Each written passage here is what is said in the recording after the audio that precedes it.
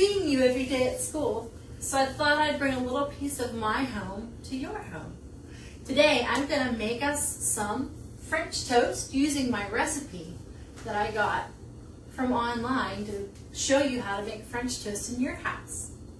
The first thing I like to do is write the recipe so I know exactly what I need. I like to wear an apron when I cook too. That helps keep my clothes nice and clean, sort of how we do it in the discovery area at school. This is a special apron from a friend. She made it for me for my birthday, and it has snowflakes on it because my birthday's in December. After I get my recipe, make sure it's close by. After I put my apron on, we always have to wash our hands before we do any cooking. Do you remember our song from school? Let's see. First I put the water on. And then we sing. Slide, slide, slide your hands, make a bridge like this. Don't forget the bracelets that you have to twist. It's really important to wash your hands, and I know all of you know how to do it.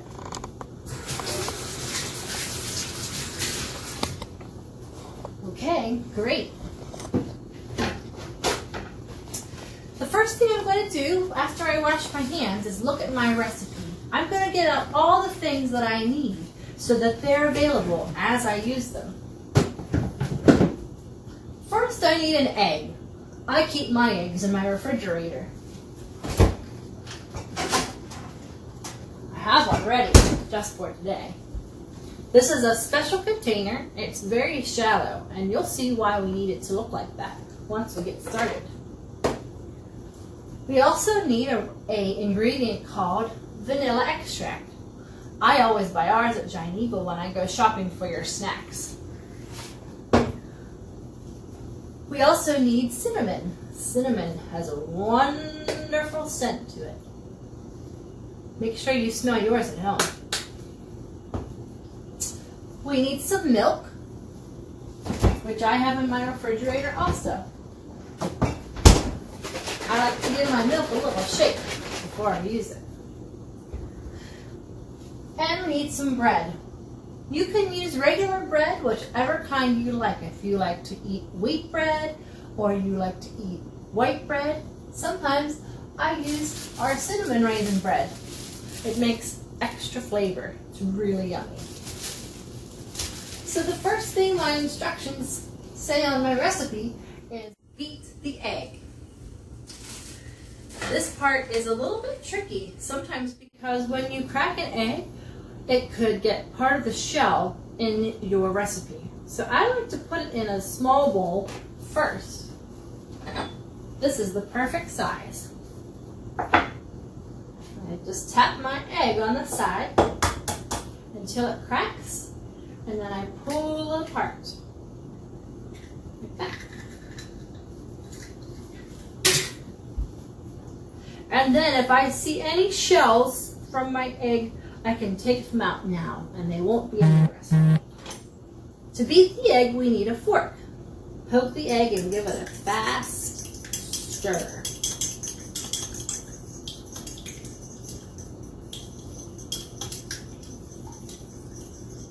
And it all blends together. Okay. Then we need to use our vanilla. My recipe says to use 1 teaspoon of vanilla. So I'm going to use my measuring spoons.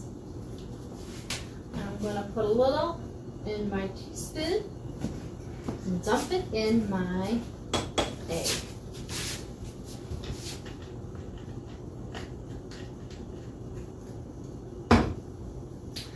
Then we need the cinnamon. We need half of a teaspoon of cinnamon. So I'll use my smaller half teaspoon measuring spoon for this part.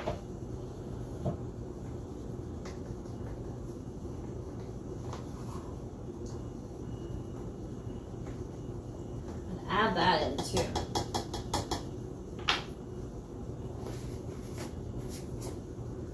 Okay. Now it says to put it in a shallow dish. This is a shallow dish. We're going to dip the bread into the dish, and it makes it easier if the dish is shallow for me to get the whole, both sides of the bread once we mix everything together. So I'm going to give it one more mix together. Sometimes the cinnamon doesn't mix right away. You have to give it a little extra mixing with your fork to get it all together.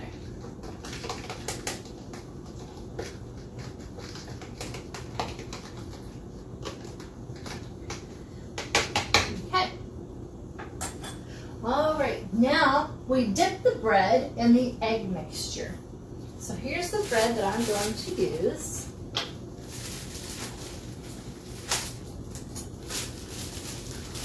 Whoops! I forgot to add the milk.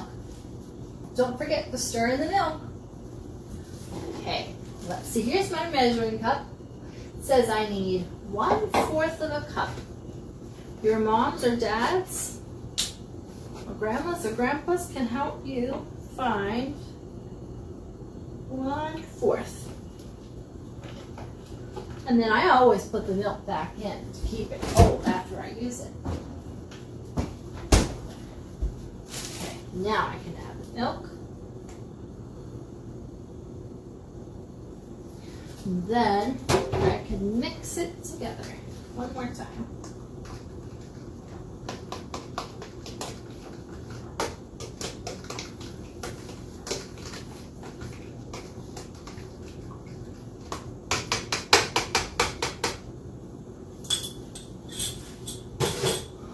Okay, now I can put my bread into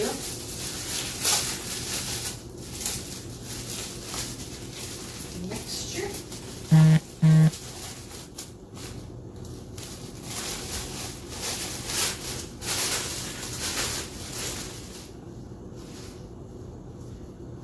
Okay, well, I'll leave that there for just a second. The next part you need a grown-up to help you with, because we need to turn the fire on the stove.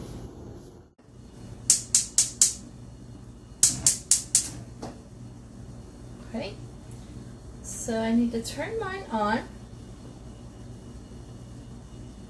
just like that.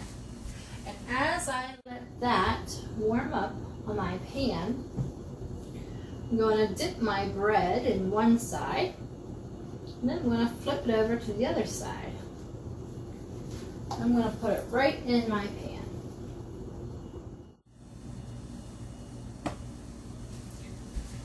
It's still heating up, and there's enough room in the pan for a second piece. So I'm going to go ahead and do the same thing. Flip on both sides. I'll put that one right next door to that.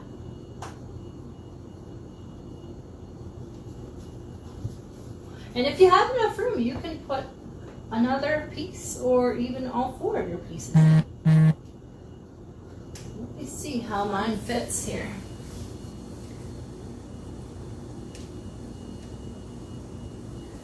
Okay, I think 3 is good for now. I have to give it just a few minutes.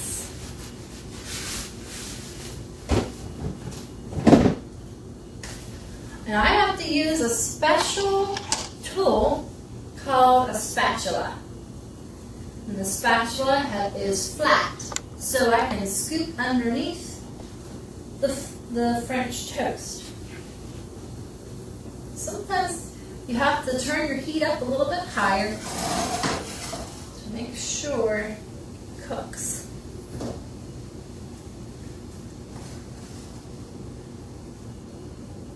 It smells good. Let's see. Needs a little bit longer. We could even sing our ABCs while we wait. A, B, C, D, E, F, G, H, I, J, K, L, M, N, O, P, Q, R, S, T, U, V, W, X, Y, and Z. Now I know my ABCs. Next time, won't you sing with me? I know you know that song. Let's see how this. Let's do it over here.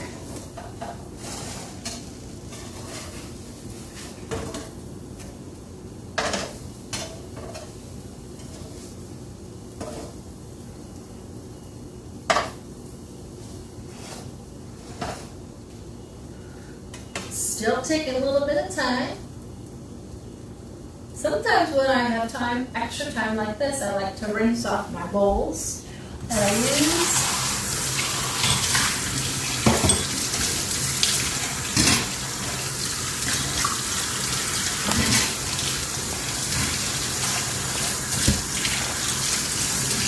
You might be able to wash your bowls at home.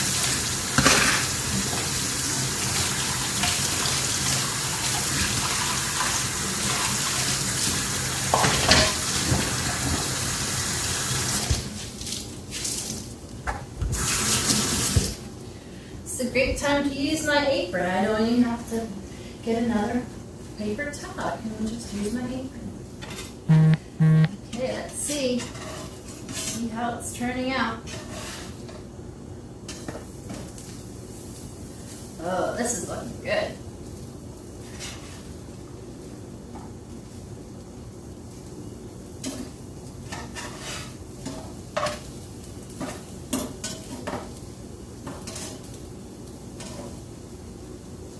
I usually have some syrup in my refrigerator.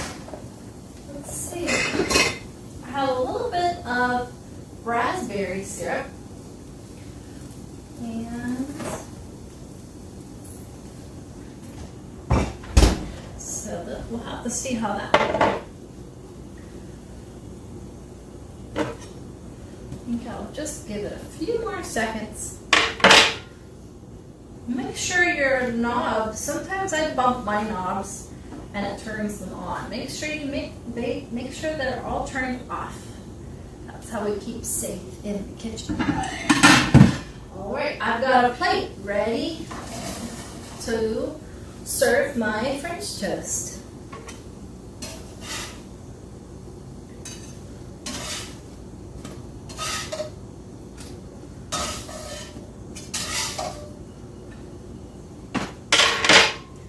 Turn that knob off. Make sure you move your pan from the heat.